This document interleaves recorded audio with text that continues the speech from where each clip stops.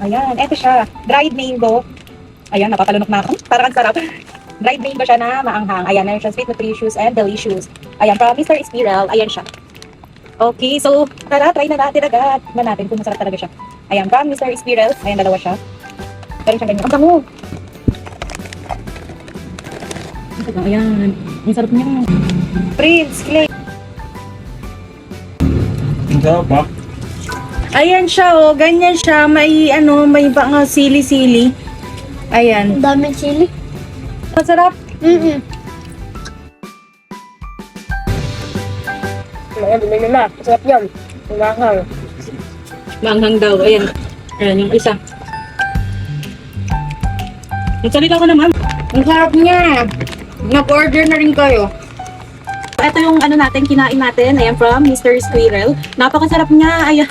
Hindi nyo na siya kailangan lagyan ng asin ng sili kasi may alat at may anghang na talaga siya. Ayan. So, mga gusto niya mag-check out, i-go nyo na.